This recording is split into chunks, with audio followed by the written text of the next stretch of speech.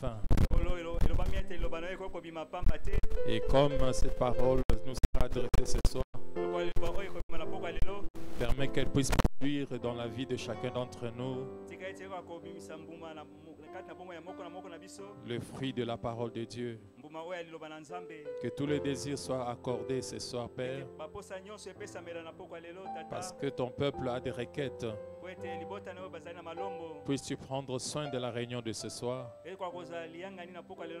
du début jusqu'à la fin, que toi tu conduises toutes choses et que toute la gloire te revienne. Nous te le demandons ainsi pour ta gloire, dans le nom de Jésus-Christ. Amen. Asseyez-vous, nous allons lire un peu des actions de grâce que nous avons ici. Je remercie le Seigneur Jésus pour mes 12 ans d'âge. Je prie que le Seigneur me garde dans le message et bénisse mes parents et mon pasteur. C'est la sœur Ruth Koueji. Sœur Ruth, bon anniversaire, sœur Ruth. Je remercie le Seigneur Jésus-Christ pour les 66 ans d'âge. Je le remercie aussi pour mes 2 ans dans le message. Et le frère Tati qui m'a indiqué l'église Hosanna. Et le pasteur Salem qui m'a affermi avec ses enseignements, qui m'ont éclairé pour mieux comprendre la parole de Dieu. Car j'étais embrouillé par les enseignements des assemblées de Dieu, où j'avais passé 36 ans. C'est le frère Pierre Kalala. Bon anniversaire, frère Pierre. Bon anniversaire, de Pierre. Pour tes 66 ans d'âge. 66 ans. Joyeux anniversaire, joyeux anniversaire, joyeux anniversaire. Joyeux anniversaire. Nous allons prier pour eux, Seigneur notre Dieu. Nous te remercions parce que tu as permis à tes enfants d'ajouter une année de plus. Seigneur, permets, ô Dieu, qu'ils puissent continuer à grandir dans ta présence en écoutant cette parole, que toi tu construises leur stature intérieure comme tu es en train de bâtir leur corps, renouvelant chaque jour leur force physique. Il est écrit que ceux qui se confient en l'Éternel renouvelleront également leur force. Puisse-t-il toujours se rajeunir devant la parole et être comme des enfants qui obéissent à ta parole. Je prie, Seigneur, et je les remets entre tes mains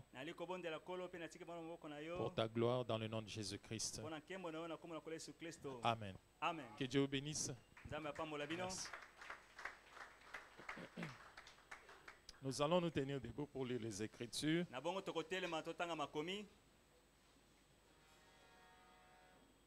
Ce soir, nous lirons dans Daniel. Daniel chapitre 12 à partir du premier verset jusqu'au verset 10. La Bible dit, en ces temps-là se lèvera Michaël, le grand chef, le défenseur des enfants de ton peuple. Et ce sera une époque de détresse telle qu'il n'y en a jamais eu de semblable depuis que les nations existent. jusqu'à cette époque. En ces temps-là, ceux de son peuple qui seront trouvés inscrits dans les livres seront sauvés.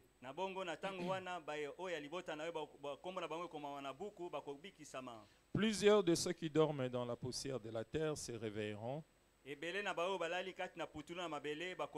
les uns pour la vie éternelle, les autres pour l'opprobre, pour la honte éternelle. Ceux qui auront été intelligents brilleront comme la splendeur du ciel.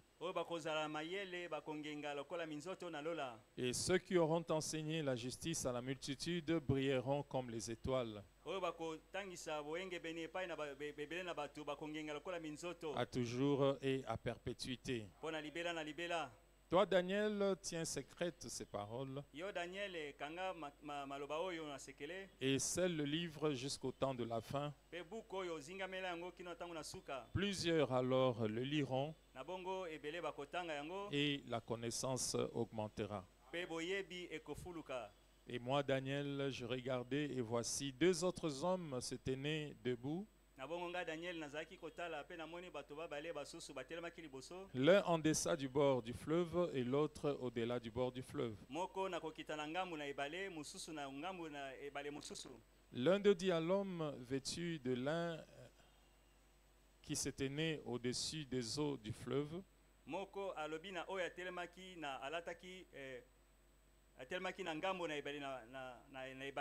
qui se tenait au-dessus des eaux du fleuve.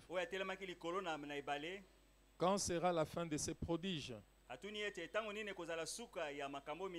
Et j'entendis l'homme vêtu de lin qui se tenait au-dessus des eaux du fleuve. Il leva vers les cieux sa main droite et sa main gauche. Et il jura par celui qui vit éternellement que ce sera dans un temps, des temps et la moitié d'un temps. Et que toutes ces choses, ce sera dans un temps, des temps, non, des temps au pluriel. Donc ce sera dans un temps, des temps, non. Un temps d'abord, ensuite plusieurs temps. Et la moitié d'un temps. Et que toutes ces choses finiront quand la force du peuple saint sera entièrement brisée. J'entendis, mais je ne compris pas. Et j'ai dit: mon Seigneur, quelle sera l'issue de ces choses? Il répondit: va, Daniel, car ces paroles seront tenues secrètes et scellées jusqu'au temps de la fin. Plusieurs seront purifiés, blanchis et épurés. Les méchants feront le mal et aucun des méchants ne comprendra. Mais ceux qui auront de l'intelligence comprendront. Que le Seigneur bénisse sa parole au nom de Jésus-Christ. Je vous salue encore dans le nom merveilleux de notre Seigneur et Sauveur Jésus-Christ. Et nous remercions le Seigneur pour cette merveilleuse soirée. Un temps qu'il nous a accordé encore pour venir dans sa maison et pour apprendre de lui. Parce que nous avons beaucoup à apprendre pour notre perfection. Nous avions commencé le dimanche à parler au sujet du mystère du temps. Le mystère du temps. Un grand mystère. Le temps. Le temps de Dieu pour accomplir ses promesses. Et nous avons vu avec vous, frère Branham, dit que nous les gentils, Dieu ne nous a jamais fixé le temps.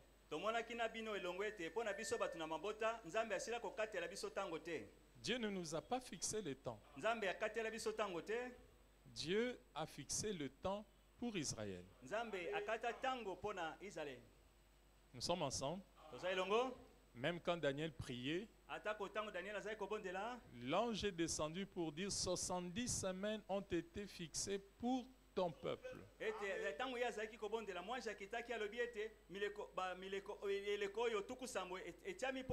C'est pour Israël que Dieu fixe le temps.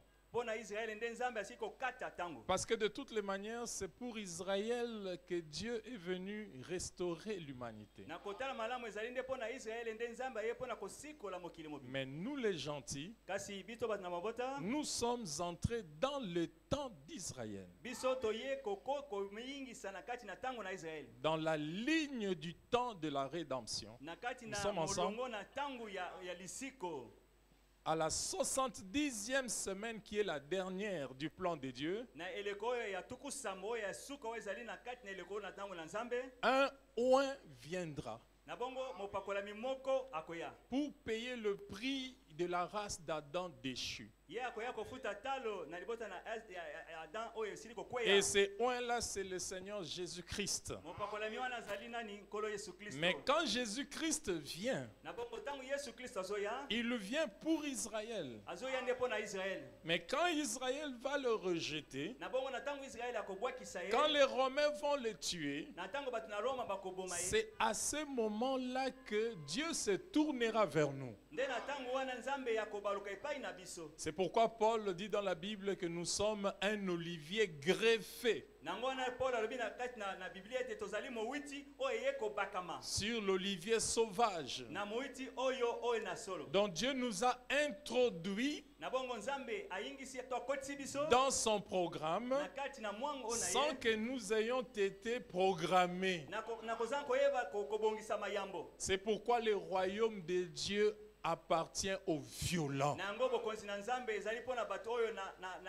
Nous l'arrachons. Une bénédiction qui ne nous était pas adressée.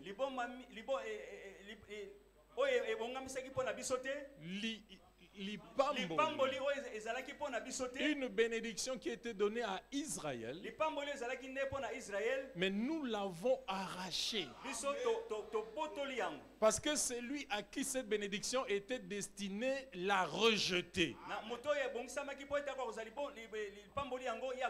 C'est ainsi que normalement, nous n'avons pas de temps fixé. Dieu nous a juste ouvert une brèche. Alors quel est le temps pour nous? C'est Israël.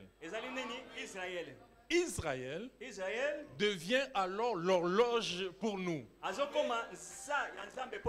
que quand Israël rejette, nous nous entrons. Mais quand nous voyons maintenant Israël revenir, nous comprenons que notre temps est terminé. Donc Israël est notre montre. Dieu fixe le temps pour Israël et il nous fait entrer dans le programme parce qu'Israël a rejeté. Alors nous commençons à surveiller Israël. Dès qu'Israël va commencer à bourgeonner, nous allons comprendre que notre temps est terminé. C'est ainsi que vous allez remarquer en 1946, dès qu'Israël devient une nation, la même nuit, l'ange descend, vient voir Branham. Parce que Israël, quand ils deviennent une nation dans leur patrie, ça signifie que nous sommes au temps de la fin. C'est le temps de commissionner l'homme de la fin. Et l'ange descend et dit à frère Branham, je viens de la présence de Dieu. Tu as une mission spéciale. Tu vas prier pour le monde entier. Tu vas prier pour des rois. Parce que c'est la fin. Et qu'est-ce qui nous prouve que c'est la fin? Israël est dans sa patrie. Les nations se disloquent. Israël se réveille. Les signes que les prophètes prédisent. Vous voyez? Quand Israël commence à se relever, les nations se disloquent. Dieu ne peut pas traiter avec les deux au même moment. Alors, le rétablissement d'Israël, vous êtes avec moi? Annoncera également la seconde venue de Jésus. Parce que à la première venue, Israël l'a rejeté. Israël a été éparpillé dans le monde. Quand Israël commence à rentrer, ça signifie qu'ils rentrent pour recevoir leur Messie qu'ils avaient rejeté. Et le retour du Messie en Israël, c'est la seconde venue. La seconde venue, Jésus vient pour Israël. Mais quand il vient pour Israël, le 7e ange est sur la terre au moment de cette venue. C'est pourquoi frère Branham dit, je vous ai lu cette citation qui est une citation massue. Quand vous allez comprendre ça, vous allez maintenant comprendre même pourquoi frère Branham a dit ça. Parce que dans Matthieu 24, quand on avait posé la question à Jésus-Christ, quand sera ta venue? Jésus a dit, quand vous verrez le figuier bourgeonner,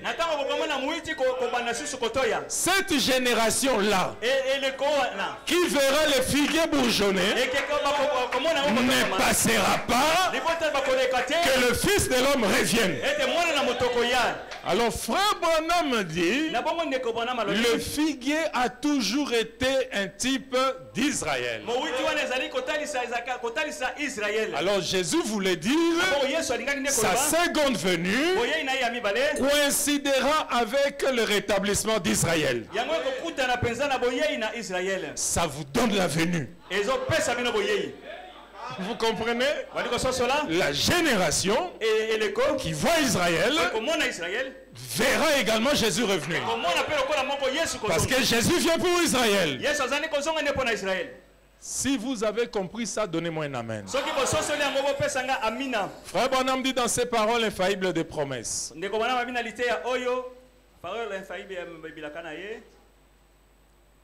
Il prêchait le 20 janvier 1964.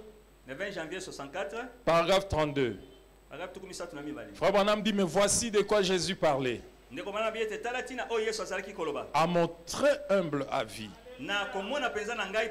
Ce qu'il disait concernant cette génération ici.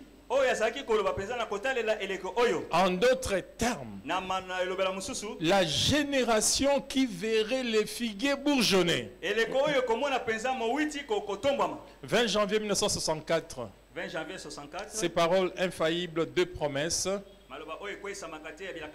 Paragraphe 32. Il dit, voyez-vous, il dit, quand le figuier commence, devient tendre, et qu'il fait pousser ses branches, vous dites que l'été est proche.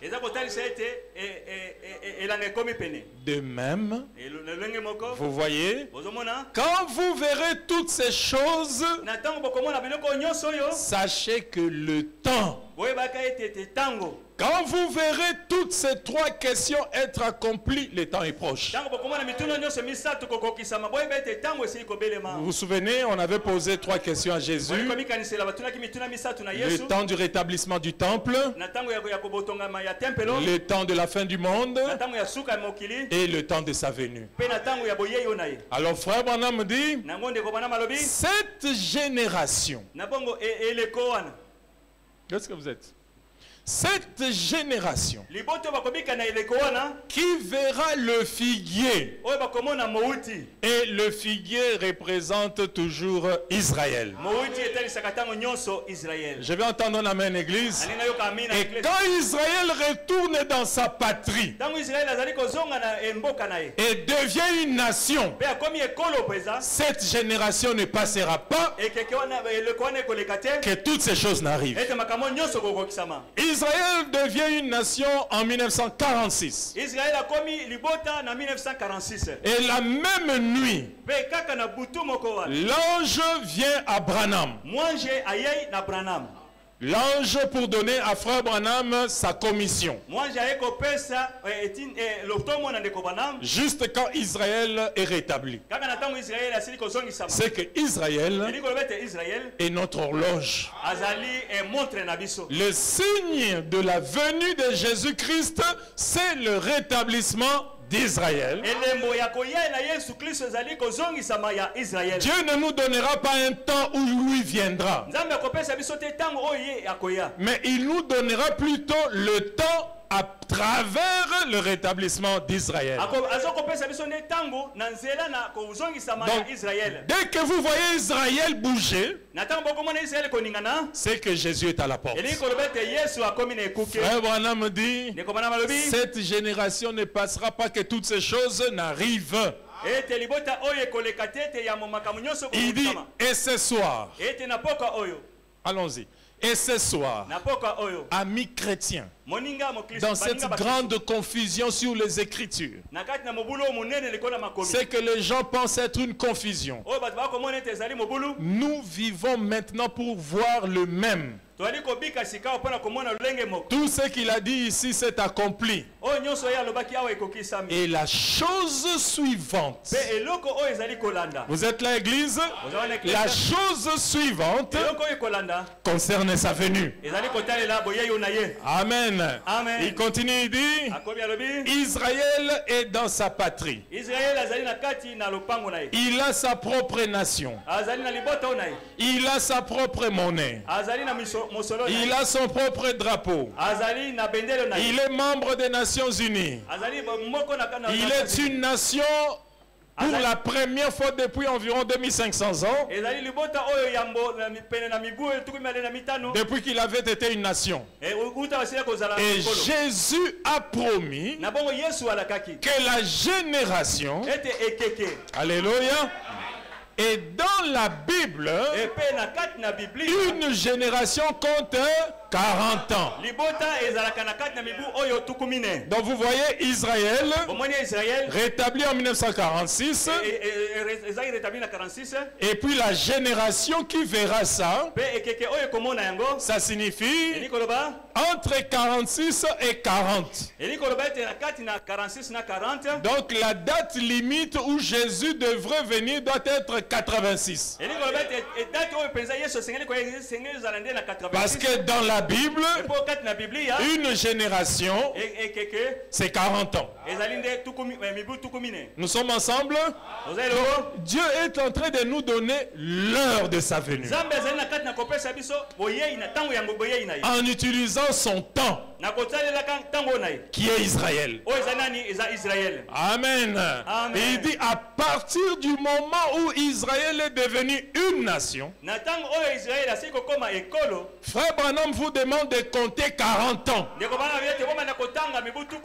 Alors il dit, quelque part, dans cet intervalle, entre 46 et 86, Jésus reviendra.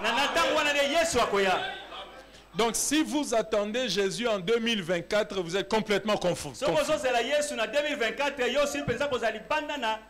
Vous êtes en contradiction.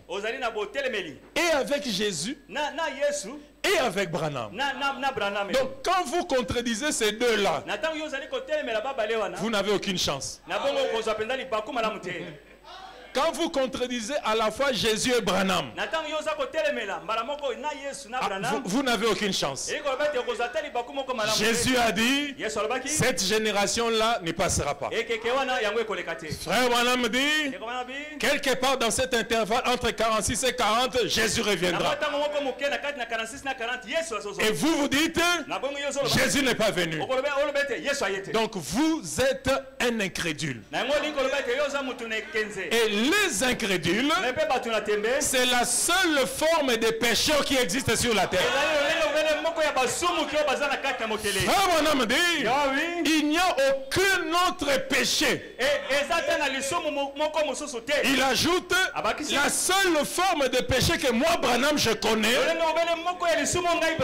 c'est l'incrédulité. Ce n'est pas Salem, c'est Branham qui parle.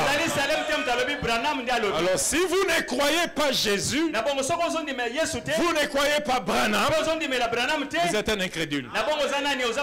Donc Jésus est censé revenir dans l'intervalle entre l'année où les figuiers bourgeonnent et la fin de la génération qui verra les figuiers bourgeonner. C'est ainsi que Branham devait apparaître exactement ici. Parce que Branham, c'est lui qui doit sceller les ouvriers de la 11e heure. Les gens qui travaillent peu mais sont payés de la même manière. Donnez-moi un amen ici. Nous sommes les ouvriers de la 11e heure. Les ouvriers de la 11e heure, ce sont ceux-là que le maître recrute quand le travail est déjà arrivé à la fin. Les autres ont travaillé, jeûné, prié, consacré, et puis nous arrivons. Le travail est déjà fini. Alors on nous dit, vous ramassez juste ici et puis vous avez la vie éternelle. Et nous avons juste ramassé et puis nous avons la vie. Maintenant les autres qui avaient travaillé depuis longtemps ont commencé à se plaindre.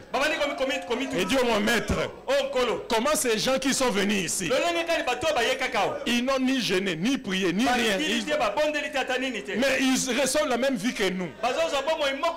Le maître dit, où est votre problème? Quand je vous ai engagé, je vous avais promis quoi? Oh, la vie éternelle. Vous l'avez reçu? Oh oui, nous l'avons reçu. Bon, maintenant, quel est votre problème? Contentez-vous de ce que je vous avais promis. Mais ces gens ici de Branham, ce sont des privilégiés.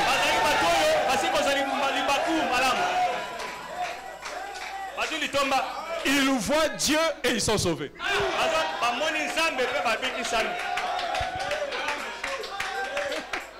N'est-ce pas, frère Jacques? Nous sommes privilégiés. Mais malgré ça, les gens viennent dans le message de Frère Branham, veulent encore travailler comme les autres. C'est pourquoi Frère Branham dit, vous vivez en dessous de vos privilèges. Dieu vous donne des privilèges, mais vous ne voulez pas les utiliser. Oh non, moi vraiment, il faut vraiment chemin de fer, les chemins de la croix. C'est difficile. Non, nous autres ici, nous avons trouvé les chemins étaient déjà balisés. La justification, la sanctification, le baptême du Saint-Esprit, et nous sommes seulement entrés là.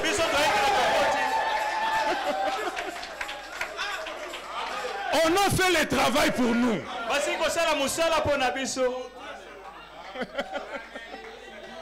Les gens n'aiment pas ça. Moi j'aime ça. Les Américains disent, don't work hard, work smart. Ne travaillez pas dur. Travaillez intelligemment. Il y a une différence entre travailler dur et travailler intelligemment. Il y a des gens qui aiment travailler dur. Nous aimons travailler intelligemment. Je suis venu ce soir pour vous dire, don't work hard. Don't work hard. Work smart.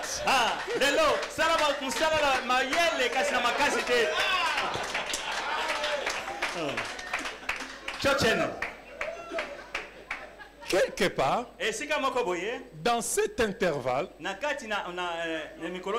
il reviendra. Et si c'est la vérité, alors cela apporte la venue. Alléluia. Je vais entendre un amen, église. Frère Branham continue et dit, eh bien, et autre chose, tous les 2000 ans, quelque chose est arrivé sur la terre. Et la politique et tout sont au bout. Dieu doit t'envoyer un secours du ciel. S'il y a un pays vraiment où nous voyons que la politique est à bout, c'est la RDC. Fatigué. On essaie ceci. Ça ne marche pas. On essaie cela. Ça ne marche pas. On prend même une femme, on fait d'elle premier ministre. On se dit, tout honnête est maman. Le malheur, le quoi est maman? Ah, quoi que la personne ta maman. Bah, il bip trop. Bah, il bip pensa. Toi, tu as tabassi. Vous savez, moi, dans mes affaires, quand je vais mettre l'argent, là où il y a l'argent, je préfère mettre la femme qu'un homme. Et je crois que c'est vrai. La femme, moi aussi, a quand même peur de prendre ce qui ne lui appartient pas. Les hommes que vous voyez ici ne craignent rien. 100 millions, il prend immédiatement. Papa, toi tu as 60 ans. Tu voles 100 millions. Même si tu manges 50 000 par jour, ça ne finira pas. Parce que toi tu meurs bientôt. Quelqu'un qui a 60 ans qui vole 100 millions. Donc c'est la folie. Il va mourir bientôt. Même s'il consomme 50 000 par jour, cet argent ne finira pas. Mais néanmoins il vole. Tu vas manger de l'or. Avec 50 000, tu vas manger quoi? Quel vêtement tu vas porter? 50 000 par jour, 50 000. Même toi, tu vas te fatiguer. Tu n'as même pas encore fini, c'est encore notre 50 000 qui est là. Et puis, généralement, tous ces vieilles personnes-là, ils ont le diabète, l'hypertension, les cœurs, les... Vous voyez tous ces vieux qui sont dans les grosses voitures là, des malades. Et ils ne peuvent même plus manger. Et ça moi je ne mange pas. Il va chercher. Ils sont malades. La viande, ils ne mangent plus. Les hamburgers, ils ne mangent pas. Les frites, ils ne mangent pas. Mais ils volent 100 millions. Vous mangez quoi? Les ndaka là, ils volent 100 millions, mais qu'on a mangé les ndaka là, les mbinzo, les foufous, les bikebuka, parce qu'il a la tension, il a l'hypertension, il a les... Oh. Et c'est même encore une femme. Ah. Toi tu attends moi aussi. On va un peu voir. Tout est arrivé au bout.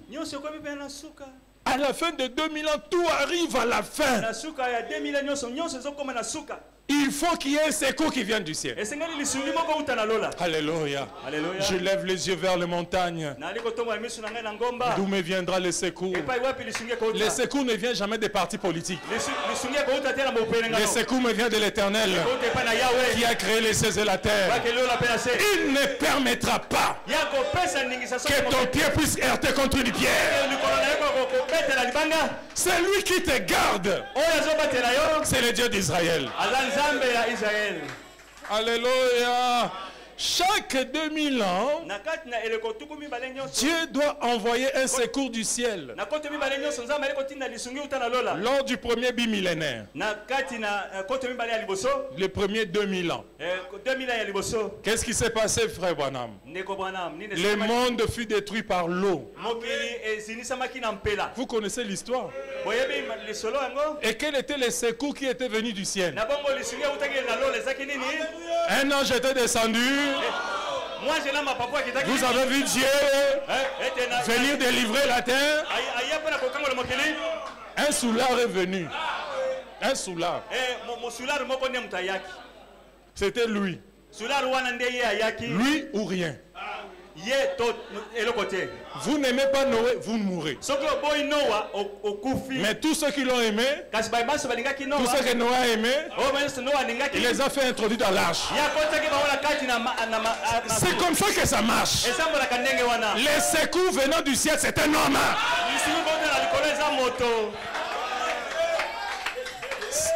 Si vous avez besoin d'argent aujourd'hui, un ange ne viendra pas. Dieu n'est pas un magicien qui multiplie l'argent. Oh, j'ai prié comme ça. L'argent est tombé dans l'armoire. Dieu ne fait pas ça. Quand vous priez pour l'argent, un homme viendra. Il vous donnera l'argent propre.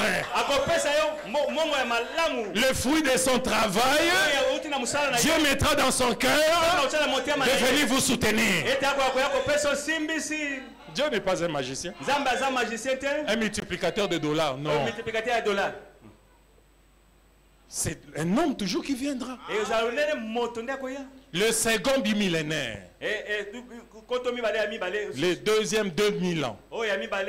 Christ est venu. Alléluia. Amen. Jésus, le secours venant du ciel. Vous croyez Jésus, vous vivez. Vous ne le croyez pas, vous mourrez. C'est comme ça que Dieu travaille. Il n'y a pas de choses où je dois faire ceci, je dois faire ceci. Jésus a rendu ça clair en prenant le jeune homme riche comme un exemple pour vous dire les 10 commandements ne sauvent personne. Bon maître, que puis-je faire pour hériter la vie éternelle? Jésus l'a regardé. Dit, tu as la loi et les prophètes. Tu as les 10 commandements. Bon maître, j'ai vécu ça toute ma vie. Jésus l'a regardé. Jésus l'a aimé. Vivre les 10 commandements. Aucun ici ne vit les 10 commandements. Aucun. Donc je n'ai même pas besoin de demander vos mains. Aucun. Les 10 commandements. Tu n'envieras pas les biens de ton prochain. Vous êtes en train d'envier les biens du prochain dans l'église même. Et vous voulez aller au ciel sur base des 10 commandements. Jésus lui a dit, ces choses-là ne sauvent pas. Vends tout ce que tu as. Suis-moi. La vie éternelle vient de changer. Ce n'est plus les 10 commandements, mais suivre un homme. On va te critiquer. On va te critiquer. On va te rejeter. Mais toi, aie courage. Suis un homme. C'est ça la vie éternelle. Et ça n'a jamais changé. Quand le secours vient du ciel, c'est un homme que vous devez suivre. Viens. Suis-moi. Non, là, Ça devient simple. Et comme il pétait. Mais les gens ne veulent pas.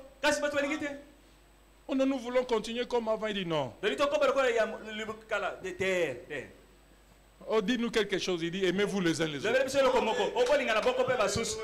Il dit il n'y a qu'une loi qui résume toutes ces lois-là.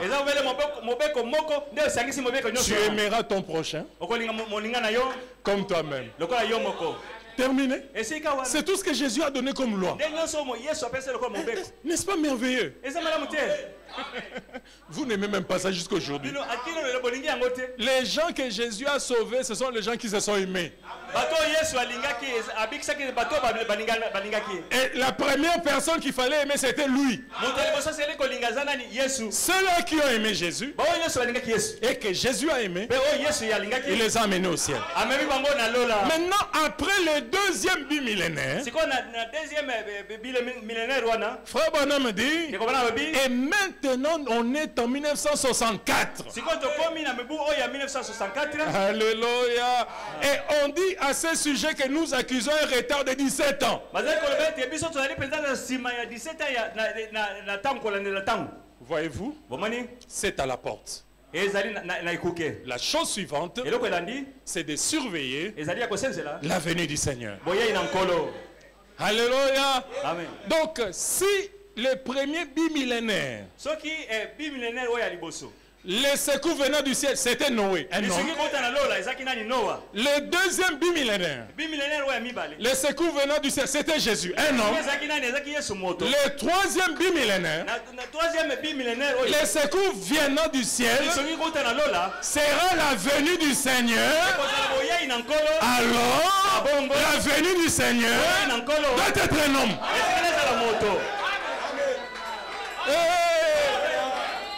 Vous êtes en train de voir ça?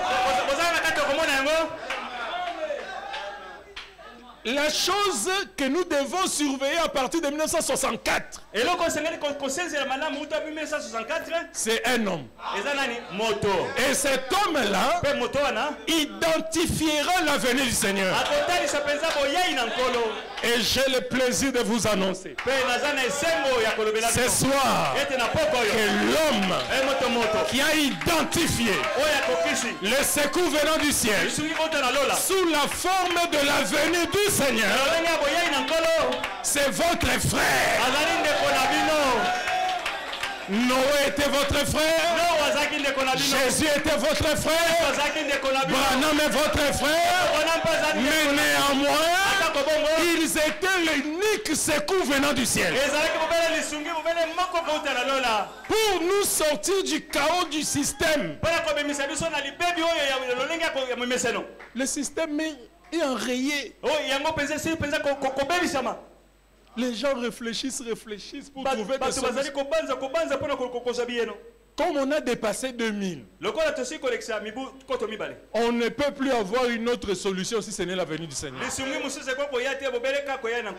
Et la venue du Seigneur est incarnée par Malachie 4. Parce que Malachie 4, c'est le Seigneur Jésus-Christ lui-même. C'est pour ça que vous voyez les gens vraiment, ils font des efforts, ça ne marche pas. Pas seulement en RDC. Dans le monde, je vous dis, les difficultés que rencontrent les dirigeants aujourd'hui sur le plan planétaire sont des difficultés énormes, des équations mathématiques sans résolution.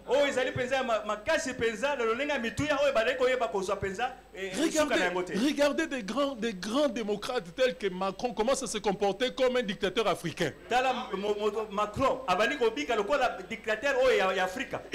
On élit l'Assemblée, il est surpris, non, ça ne me plaît pas, c'est fini, on reprend.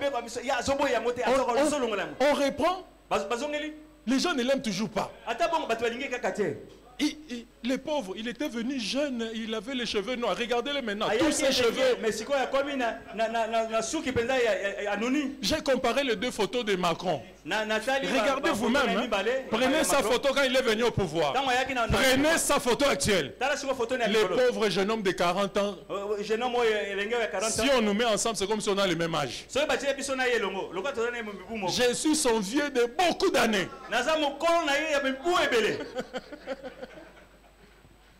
Une quarantaine d'années, mais regarde, il est là grisonnant. Donc, il ne dort même pas. Si vous regardez, ses traits sont fichés. Le système est complètement enrayé. Même les gens les plus intelligents n'arrivent plus à trouver des solutions. Ukraine. Des dossiers chauds. On n'arrive pas à trouver des solutions. Ukraine, maintenant c'est encore RDC. Mon Dieu. Kanyabayonga, oh il est tombé. Oh Kirumba, ok. Mais maintenant, on va trouver des solutions comment? On envoie l'armée, l'armée ne fonctionne pas. On dit ceci, négociation ne marche pas. Mais qu'est-ce qui se passe? Je lève les yeux vers les montagnes. D'où me viendra le secours? Le secours me vient du Dieu de Branham. La chose suivante consiste à surveiller la venue du Seigneur. Tous les autres signes, ils sont bien liés. Ainsi, c'est pour cela que j'essaie ce soir d'amener les gens à s'en tenir exactement à la parole promise. Est-ce que vous écoutez Branham? Tenez-vous à la parole promise. Juste ce que la parole dit. Tenez-vous-en exactement à cela. Si la parole dit que dans cet intervalle entre 46 et 40, Jésus viendra, tenez-vous là.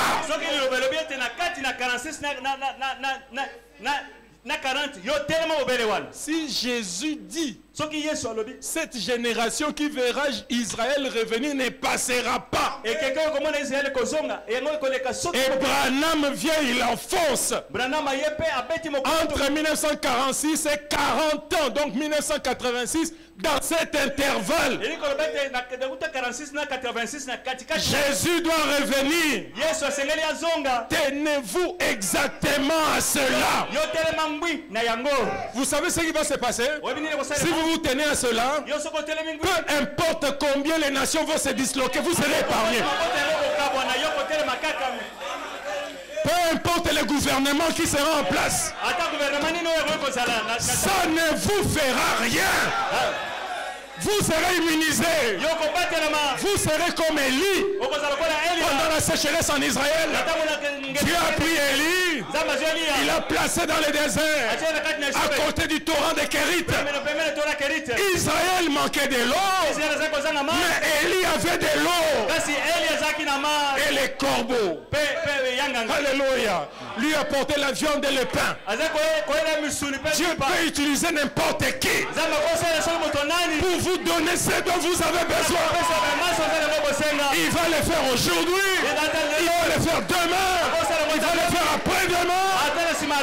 La seule condition, tenez-vous exactement à la parole promise.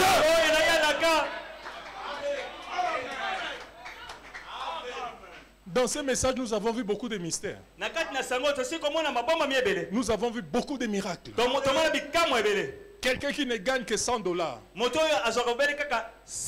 va payer une maison de $80. Va payer les transports pour venir à l'église de $50. Va manger pour $50. Va payer les études de ses enfants pour $80. Et va encore avoir de l'argent pour mettre Nali Kelemba. Vous ne réalisez pas ça, c'est un miracle. Je vous dis ce qui est vrai. Vous vivez de manière journalière des miracles venant de Dieu. Comment vivent les fonctionnaires qui ne touchent que moins de $200? Comment ils font pour vivre? La RDC, le pays de Branham, le pays des miracles. Même la Banque mondiale ne comprend pas ça. Oh non, en RDC, les gens sont pauvres. Il n'y a pas de pauvres ici. Allez les trouver au Niger. au Mali, au Burkina Faso, mais en RDC, le pays des Branham. Les gens vivent par miracle. Oh, nous vivons pas avec moins $1 le jour. Même la maman Bipoupoula qui est à Libongo là-bas, à Baramoto là-bas, qui sort sans capital, qui ramasse les déchets de farine, des conseils de manioc, et qui amène ça, nettoie ça, met ça à la machine pour vendre la farine, vit au-delà $1 par jour. Il n'y a personne dans cette église ici qui vit au-dessous $1 par jour. Il n'y a personne. Déjà quand vous mettez les gigas, les mégas que vous mettez là, c'est déjà $1. Mais alors ce que vous avez utilisé pour venir à l'église, et la moto que vous allez prendre au retour. Non, le pays des Branham. Ceci est un pays des Branham. Ceux qui connaîtront leur Dieu, ils vivront des exploits. Acclamez très fort pour le Seigneur. Acclamez-le. Alléluia.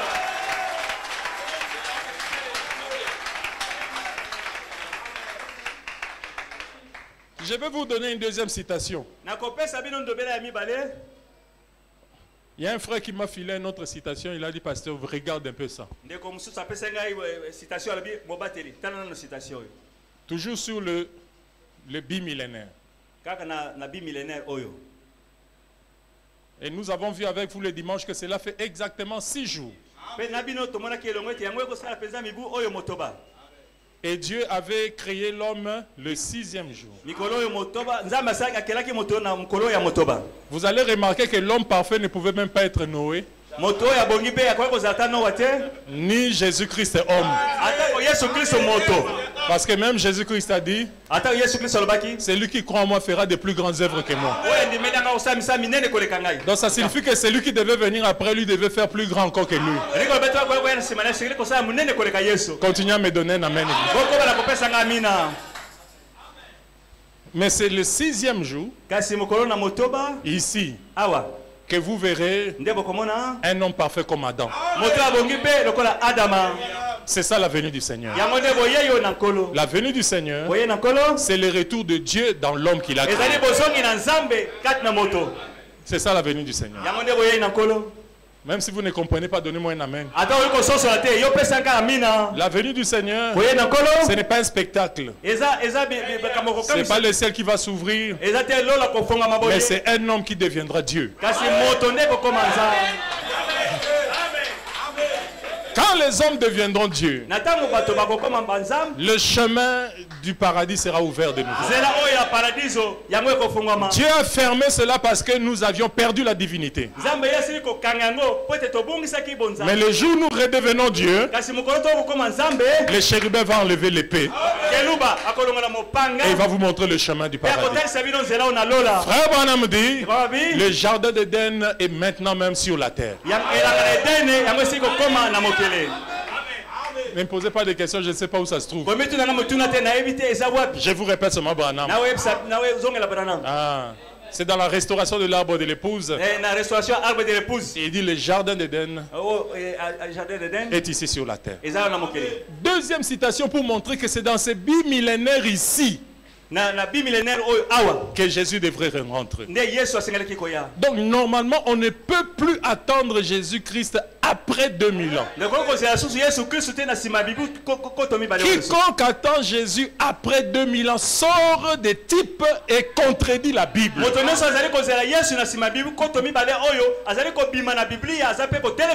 Non, donnez-moi un amen pour me rassurer. Frère Branham me dit encore, dans le message, n'ayez pas peur. N'ayez pas peur. Prêchez le 20 juin 1960. 20 juin 60. 20 juin 1960, n'ayez pas peur. Paragraphe 51. Paragraphe 51. Frère Branham dit que Dieu me vienne en aide. J'ai 50 ans. 50 ans. En 1960, Frère Branham avait 50 ans. En 1960, Frère Branham avait 50 ans. Bon, cinquantaine, hein? Cinquantaine. Il dit j'ai 50 ans. Je n'en ai plus pour longtemps. Vu mon âge. Donc quand vous avez déjà à partir de 50 ans, vous n'en avez plus pour longtemps. Mangez les choses que vous aimez manger. Le temps est fini pour vous. N'est-ce pas mon vieux?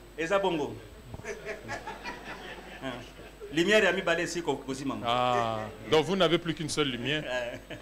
Juste assez pour vous montrer le chemin où marcher. 50 ans, Frère Branham dit, si je prêche encore 20 ans,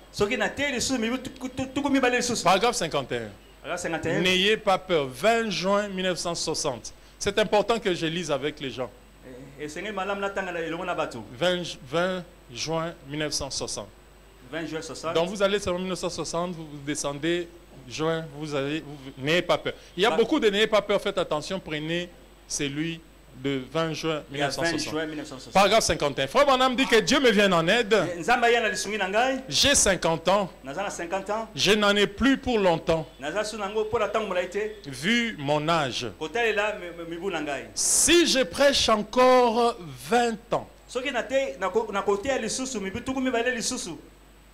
En fait, je ne crois pas que... Vous suivez? Je ne crois pas que 20 ans s'écouleraient avant que Jésus vienne.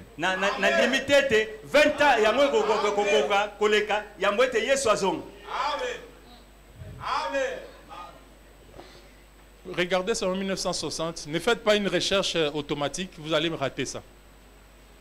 J'ai eu la même difficulté, je ne sais pas qu'est-ce qui se passe dans les programmes. Quand vous tapez dans le moteur de recherche, vous n'avez pas trouvé ça. Faites une recherche manuelle 60. Vous allez trouver ça juste là. N'ayez pas peur, 20 juin 1960. Frère Branham dit, je ne crois pas que 20 ans s'écouleraient avant que Jésus vienne.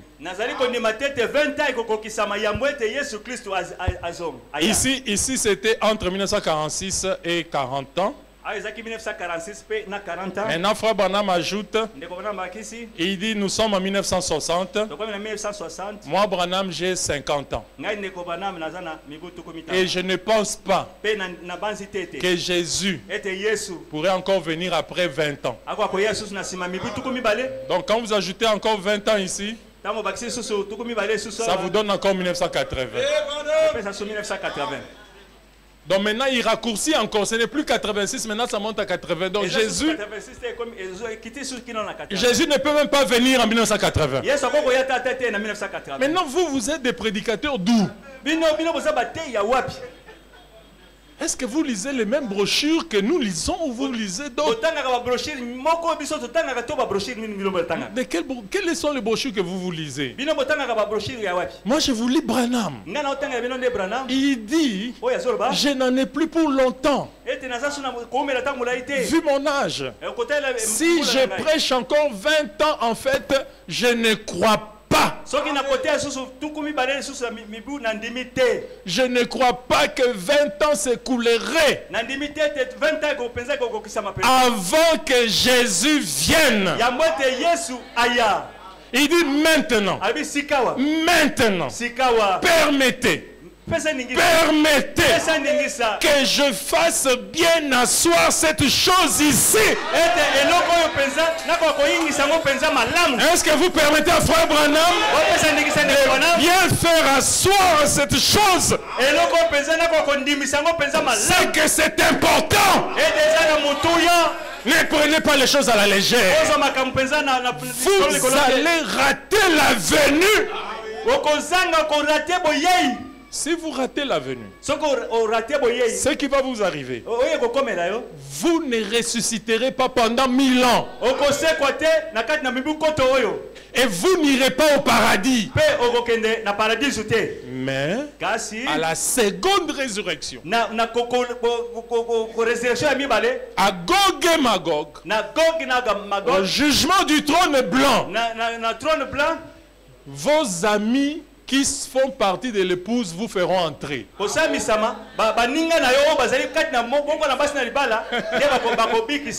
C'est ça le jugement du trône blanc. Ce n'est pas Dieu. Dieu ne juge personne. Quand Jésus est venu, Jésus a dit le Père ne juge personne. Il a remis tout jugement au Fils. Quand le Fils est parti, il dit ce sont les saints qui jugeront. Donc les jugements, le Père l'a passé au Fils, le Père l'a donné au Fils et le Fils a donné au Saint. Donc vous tel que vous êtes là, c'est vous qui allez faire entrer les gens. Quelqu'un qui t'a fait souffrir, tu les récales. Oh, toi là, tu me critiques, je te récale là. Quand je prêchais, tu ne disais pas amen, je te récale.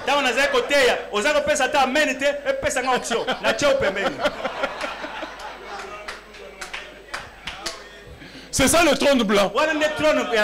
Enlevez de vos idées l'image d'une grande chaise où Dieu s'assoit là avec la barbe qui pense jusque là. Et puis chacun commence à venir. Bon. Oh frère Grâce. Toi tu avais pris l'argent du pasteur, tu avais fait quoi avec ça? Oh non cher Dieu, j'avais fait les travaux comme... Est-ce que tu n'avais pas volé un peu? Non, j'avais seulement pris un peu, mais le reste j'avais fait les travaux. Bon, qu'est-ce que tu avais encore fait? Mais si Dieu doit faire un travail comme ça, vous allez tuer Dieu avec les problèmes que vous avez vous là. Il faut toute la journée pour finir avec grâce. Et quand on ira chez Giresse, la journée ne suffira pas. Tellement ces dossiers sont beaucoup. C'est pourquoi, pour éviter ça, croyez la véritable expiation. La parole faite chair pardonne vos péchés maintenant.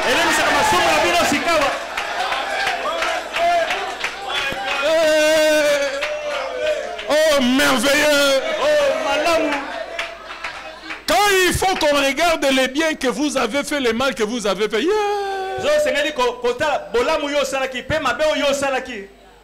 Mais sœur ici, vous avez sorti comment? Quand Dieu commence à regarder les biens, il met dans une balance. La balance va se casser. Tellement le mal pèse. Quand on met un peu les biens, ça fait comme un peu balance. Dès qu'on va déposer les mal,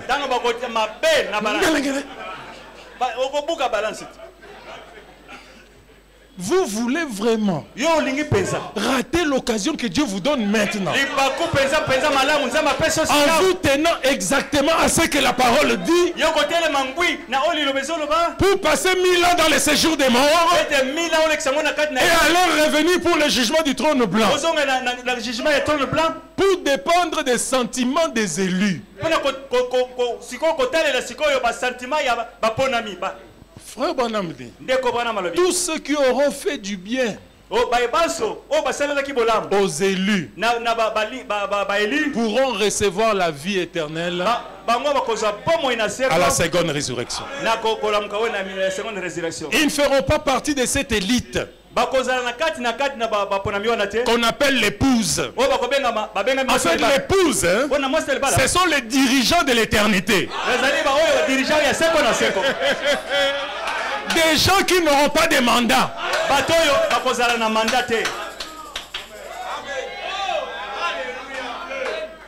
Alléluia. Alléluia. Ah, ces choses me font du bien.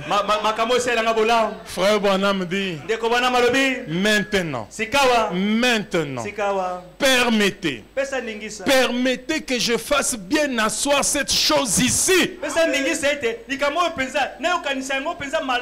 Permettez que je corrige cela ici.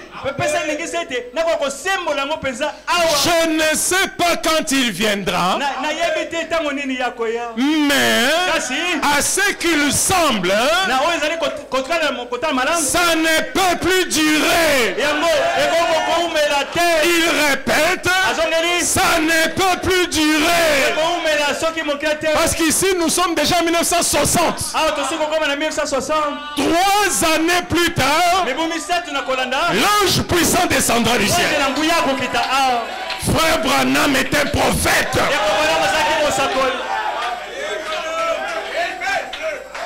Ça ne peut plus durer. Il se peut que cela soit avant le matin. Il peut venir nous chercher ici même dans la minute ou les 2 minutes qui vont suivre. Je ne sais pas quand mon cœur ou le vôtre va s'arrêter. Alors il nous faudra partir. Est-ce que vous suivez ça? Frère Branham montre ici qu'il y a 2 manières de partir. Soit vous allez attendre pour partir avec lui, soit votre cœur va s'arrêter. Mais des 2 manières là, ce sont les 2 manières pour partir d'ici. Si ça traîne, votre cœur va s'arrêter. Mais il y en a des gens qui leur cœur ne va pas s'arrêter. Mais ce que nous savons, nous allons partir. La mort est un moyen d'aller, mais n'est pas l'unique moyen.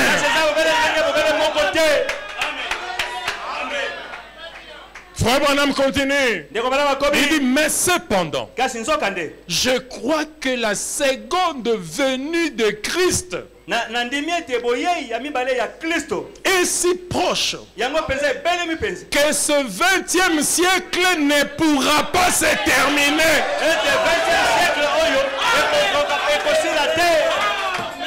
Le 20e siècle ne va pas se terminer. Nous sommes à quel siècle, frère? 21e siècle. Mais vraiment, 21e siècle. Pourquoi les gens ne croient pas?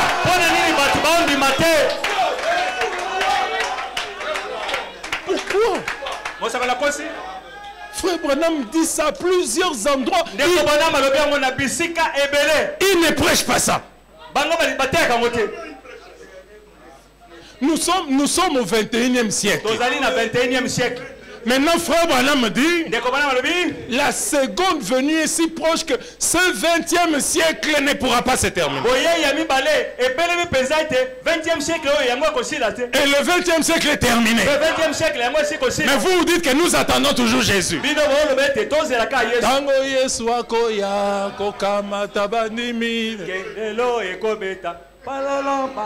Donc ces gens-là, en ne croyant pas Branham, prouvent qu'ils ne sont pas concernés par cet événement. Tous ceux qui sont concernés sont avertis. C'est comme si nous sommes dans l'aéroport. Nous avons déjà nos billets. Et seuls ceux qui ont les billets reconnaîtront la voix de l'hôtesse. Le passager. Le vol 317 en destination du paradis. Prière aux passagers de se rendre à la porte pour l'embarquement. Quand vous regardez, vous avez le 317. Les messages là vous concernent. Mais si vous n'avez pas le vol 317 sur votre vol, vous n'allez pas bouger de là où vous êtes. Vous resterez dans votre vieille église. Parce que vous n'avez pas le billet.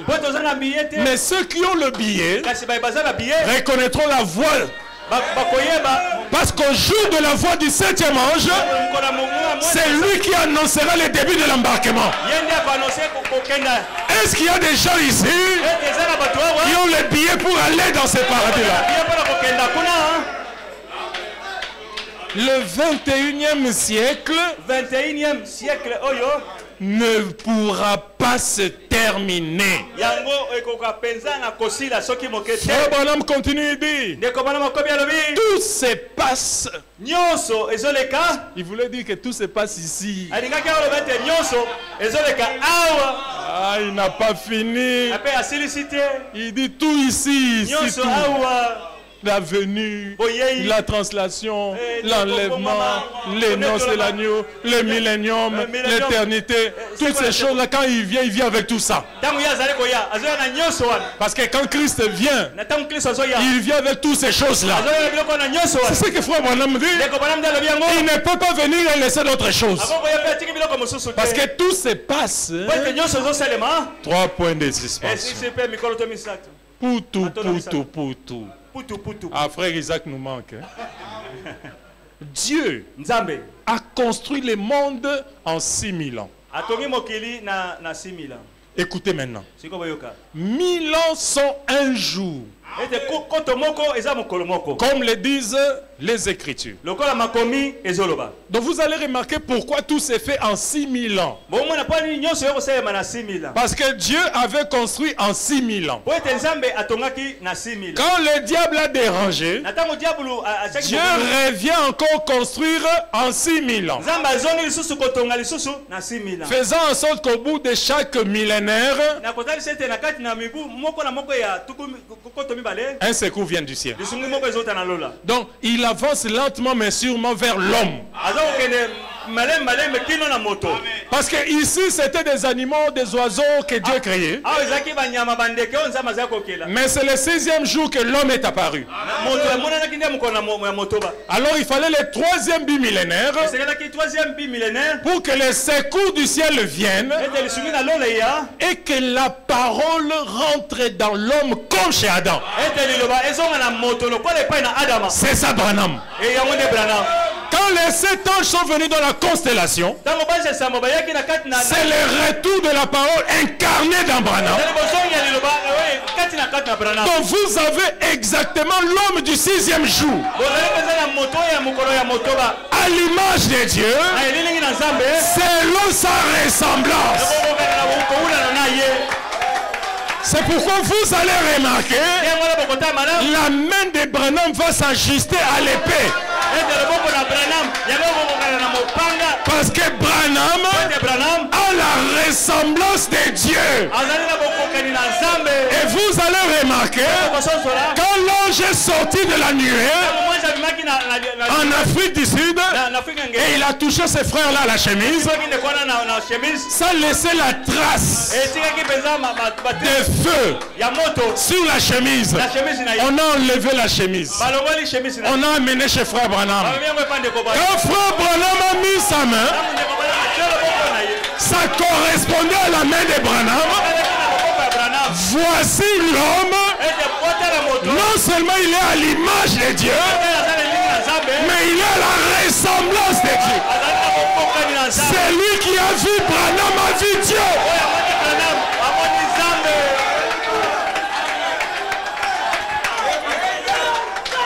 Le 6e jour, c'est le jour où Dieu crée Adam. Alléluia. Et Dieu a dit à Adam, domine sur la terre. Première chose. Deuxième chose, multiplie. Donc, crée d'autres. Multiplier. Moi je t'ai créé pour que toi tu crées les autres. C'est pourquoi ce soir, quiconque reçoit le message de Branham est engendré par Branham. Branham vous a engendré.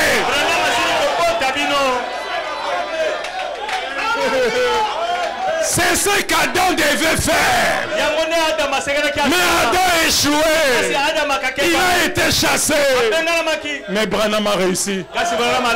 Alléluia. Un jour c'est pourquoi l'ange a levé la main.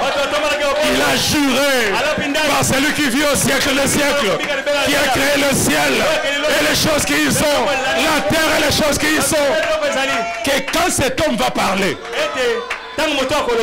ce sera la fin du mystère de Dieu. Et le temps sera terminé. William Branham est le conducteur du groupe qui entre dans le millénium. Le message de Branham commence en 33 et va jusqu'au millénium. Donc c'est lui qui termine le mystère de Dieu. C'est pour ce message ramasse même les 144 000 juifs. Ramasse l'épouse. Les rassemble tous. Et c'est Branham qui conduit tous ces groupes-là. L'autorité du corps rachetée. Tu es un chef. Tu es un chef. Alléluia. Alléluia. Frère Branham dit, Dieu a construit le monde en 6000 ans. 1000 ans sont un jour. Comme le disent les Écritures.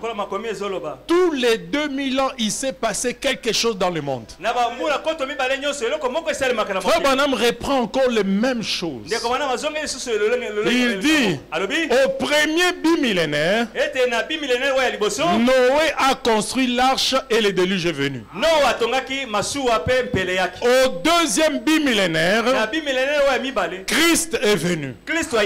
Maintenant, c'est l'an 1960.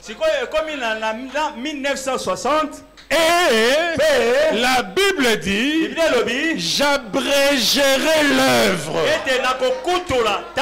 Alléluia.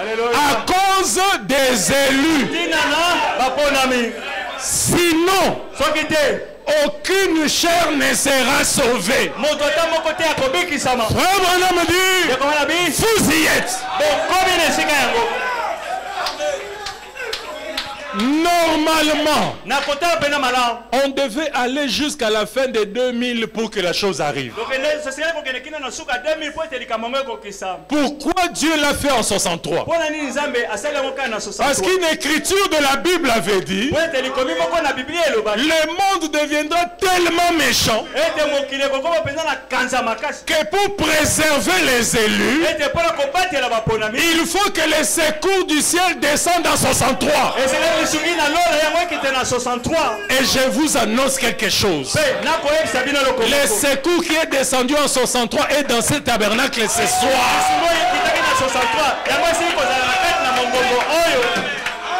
Le diable ne vous vaincra pas. Vous avez un secours qui est venu du ciel pour empêcher le diable de vous détruire. Il ne vous détruira pas. Ils vous feront la guerre, mais ils ne vous vaincront pas. Alléluia. Dis à ton voisin, tu as un secours. Il est un secours qui ne fait jamais défaut à l'heure de la détresse. Le monde est foutu. La morale est foutue. Le péché partout. La politique est foutue. Mais le secours vient du ciel pour préserver les petits groupes. Les enfants de Branham ne seront jamais séduits.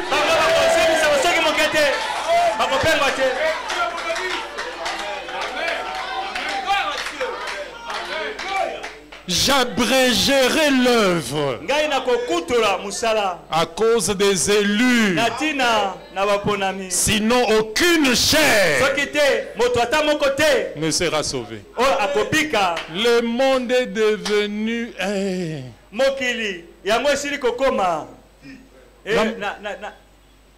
Je vous parlais comment nous, de la vieille école du message, comment on a grandi.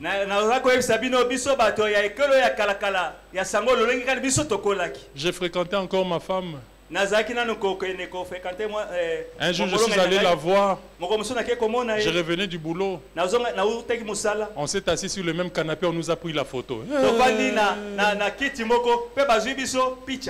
Ces jours-là, on a failli couper mes fiançailles à cause de cette photo-là. Elle était là. Moi ici. Les canapés, pas la chaise. On pouvait... Donc on pouvait même encore mettre 2 personnes entre nous là. Parce qu'on respectait encore la distance. Vous là, ceux qui Branham té, aucun de vous n'entrera. Mon côté à Colombe. Vous là, un frère et une soeur, ils ne sont ni fiancés, ni mariés, ni rien.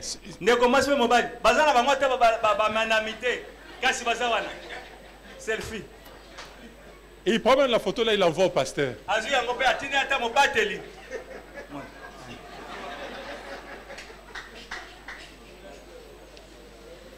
À cause des élus. Sinon, nulle chair ne sera sauvée. Regardez ce qui se passe dans le monde. Avec l'homosexualité, des réseaux sociaux. À l'époque, il n'y avait que la télévision. Maintenant, la télévision est même dans les téléphones. Maintenant, la télévision est dans les téléphones. Ce sont des applications seulement. ITV. Maintenant, on va jeter les télévisions comment? Jeter les télévisions dehors. On prend aussi le téléphone, on jette. On est foutu. Donc le diable est entré partout. Donc, pour que personne n'échappe. Les secours du ciel simplement. On va jeter les télévisions comment? On va jeter les télévisions comment? À l'époque, on va jeter les télévisions. Comment? La télévision est dans les téléphones. La télévision est dans l'ordinateur. Vous voyez l'ordinateur ici? Ça prend la télévision. Donc il suffit que je tape ici, pas la télévision est là. Bon, maintenant, jeter les télévisions. On va jeter les ordinateurs. On jette les téléphones. Comment on peut échapper? S'il n'y a que Dieu qui peut faire. À l'époque, je me souviens, quand j'ai cru le message, en 1986, moi j'étais un grand fanatique de cinéma.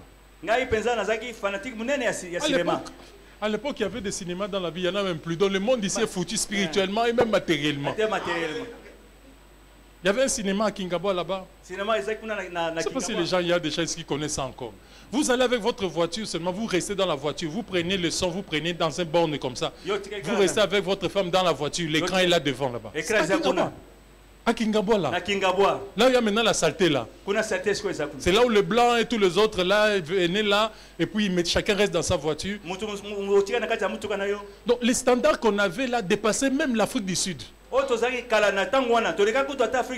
Il y avait des cinémas partout. On allait voir le film Palladium et les autres cinémas qu'il y avait dans la ville. Il n'y en a plus. Il n'y en a plus. C'est transformé en terrasse, en bar, en kouzou.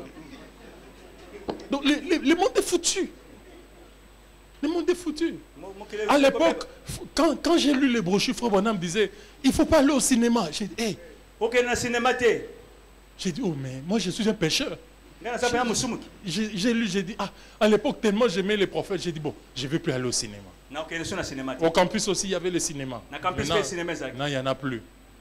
Et mon ami est venu me chercher la nuit. Il dit, oh, mais il y a un film là. J'ai dit, quel film? Oh non, c'était Rambo 2 ou quelque chose comme ça. À l'époque, là, des films.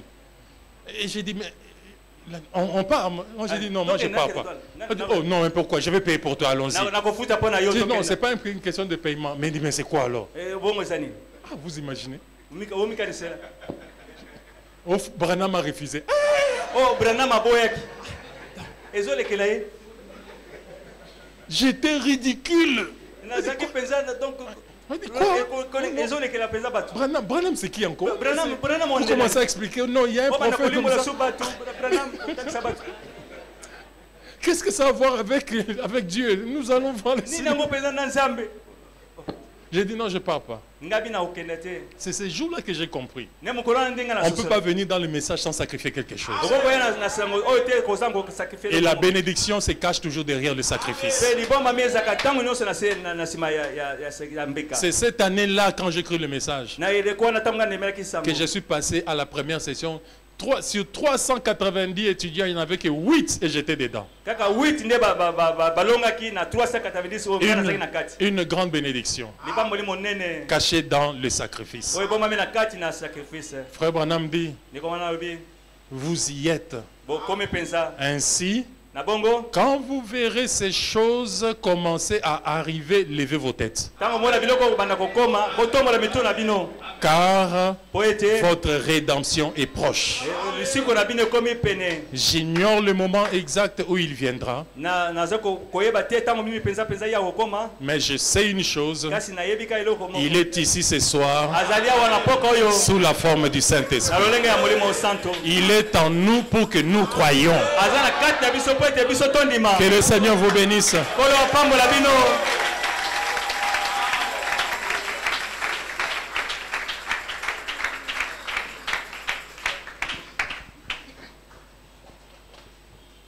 Levons-nous.